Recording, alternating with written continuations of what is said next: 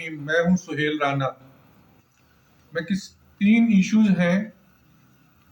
گزشتہ روز جنرل احمد شریف نے ایک پریس کانفرنس کی، اس پہ میں نہیں آنا چاہتا، لیکن صرف اتنا کہنا چاہتا ہوں جب وہ پریس کانفرنس کرتے ہیں تو ایک نیا پنڈورا باکس کھول دیتے ہیں۔ میں اسی بات پہ کہ عمران خان کے ساتھ معاملہ طے پا چکے ہیں اور عمران خان ریلیز کر دیے جائیں گے، اس پہ کوئی ابہام نہیں ہے۔ وہ کل ہوتے ہیں یا پرسوں ہوتے ہیں، میں نے کہا تھا دسمبر میں وہ ریلیز ہو جائیں گے۔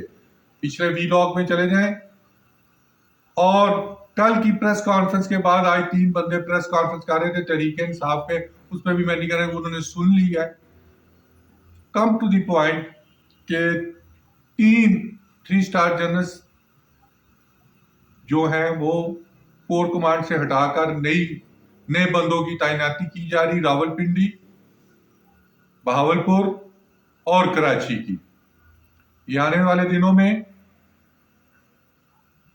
اس کو کنفرم کر دیا جائے گا، جو کہ naturally M S branch ISPR کے ذریعے کرے گی۔ نمبر 3، میں نے 3 دن پہلے کہا تھا پاکستان اور افغانستان کی فورسز آمنے سامنے ہیں۔ انہوں نے کہا ہے کہ ہمارے ہزاروں بندے مارے گئے ہیں، اور ابھی جب میں یہ کہہ رہا ہوں اس وقت تک بھی دونوں سائڈ سے فائرنگ جاری ہے، اور ہیوی فائرنگ ہے، ادھر سے میزائل جیسے بھی مارے جا رہے ہیں۔ اور انٹرنیشنل میڈیا بتا رہا ہے کہ پاکستان کی جانب سے ایئر سٹرائک کی گئی ہے۔ اس کو کنفرم ایئر فورس والے کریں گے، لیکن فورسز کی چھٹیاں منسوخ کر دی گئی ہیں، اور انتہائی خطرناک حالات ہیں 3 اضلاع میں، پارا چنار، بنو اور قبائلی علاقوں میں۔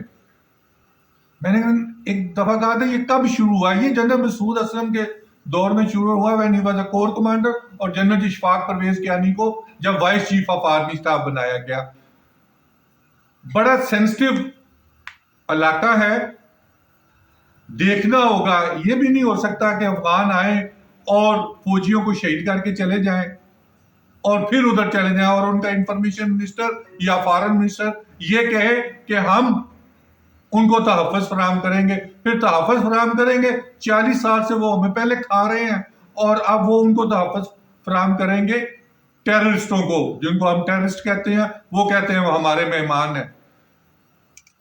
اگر حالات کو کنٹرول نہ کیا گیا تو افغانستان کے ساتھ، جو کہ اس کے بیہائنڈ پیچھے نیچرلی انڈیا ہے، اور 100% اس کو سپورٹ حاصل ہے۔ جب آپ کلبھوشن یادیو کا بھی نہیں بتائیں گے کہ where is کلبھوشن یادیو، اس کا بتائیں، احمد شریف کو چاہیے اس کا بھی بتائیں کہ کدھر ہے۔ حالات انتہائی خطرناک ہیں، اور انڈینز نے